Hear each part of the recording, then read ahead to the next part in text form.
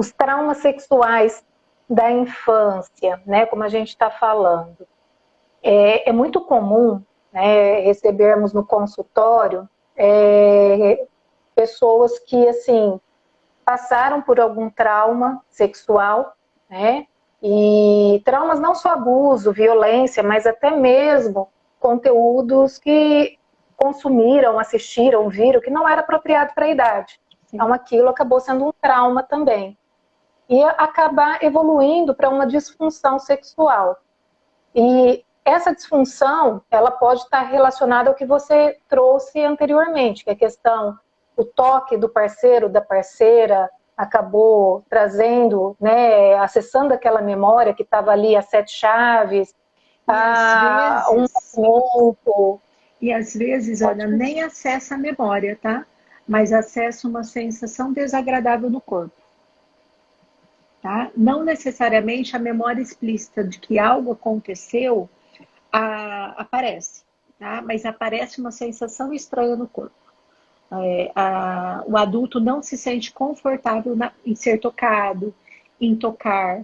Né? Isso é uma reação que adultos têm quando foram abusados. Uma outra reação, que ela é aparentemente oposta, mas ela também é danosa, são pessoas que transam demais, são pessoas que se colocam à disposição do outro na relação sexual sem ficar preocupada com o prazer dela. São pessoas que querem o tempo todo conquistar, não importa a consequência que isso traz para ela, é como se essa pessoa não tivesse limite, porque ela tem um registro de que aquela pessoa que tocou ela, mesmo que ela não se lembre, tá? Era uma pessoa de confiança. Uma criança não deixa um adulto se aproximar se ela não conhece esse adulto. Então, geralmente, os abusadores de crianças são pessoas conhecidas. São pais, são babás, são avós, são tios. E nós vivemos numa sociedade judaico-cristã que protege a família. Então, às vezes, a criança vai contar e o clima todo familiar manda ela não contar, porque ela não pode contar. Então, essa criança ela vai crescer desamparada. Ela não vai confiar no outro. Se eu não pude contar com os meus familiares, como é que eu vou confiar num parceiro amoroso?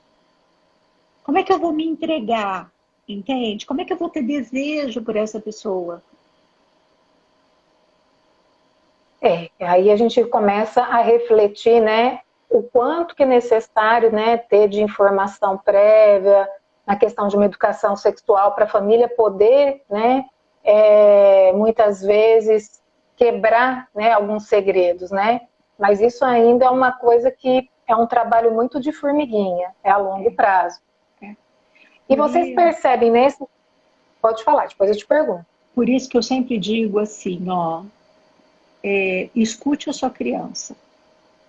A criança, ela não fala coisa à toa, entende? Então, assim, quando a criança fala, ó, aconteceu tal coisa, eu não gostei, e que pode ser, gente, com um primo mais velho.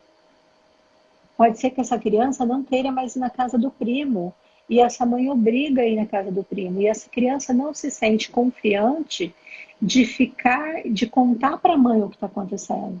Às vezes é uma mãe brava, às vezes é uma mãe irritada, né? Às vezes é um pai nervoso. E assim, as disfunções familiares são inúmeras. Pode ter desde bebida e droga e pode ter irritabilidade. Irritabilidade que essa criança entende que ela tem que ficar quietinha. Então, assim, fiquem sempre atentos às mudanças de comportamento do seu filho. Não duvide. Eu sempre falo isso, não duvide. Né? Não é à toa que as crianças imitam os professores, né? E imitam os pais e as mães. Então, assim, se a criança está te dizendo alguma coisa que ela nunca passou pela cabeça dela, escute. Né? É um dever, né? É um dever. Sim, ter essa escutativa da criança é muito importante. Né? A criança, ela traz isso muito fácil, né? E você percebe nesses estudos que vocês fazem diferença em relação, assim, tanto na parte, assim, do peso desse trauma, né, sofrido, quanto até mesmo as consequências, os desfechos negativos, quando a gente pensa na questão sexo feminino e sexo masculino?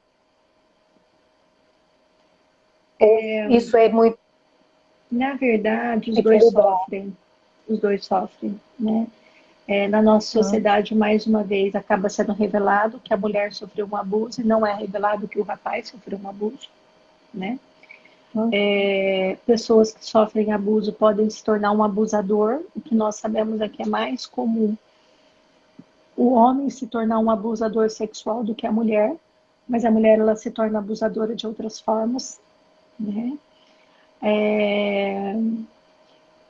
As crianças se sentem envergonhadas e com culpa de terem vivenciado uma situação abusiva, porque dependendo da pessoa que está abusando, né, é uma pessoa querida e ela toca de um jeito agradável e nós temos todas as nossas redes neurais de sensação, né?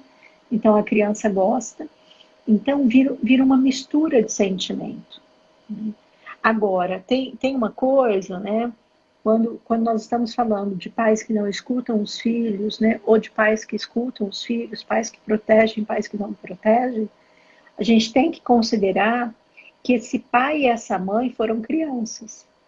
E foram crianças em uma determinada família com uma determinada história.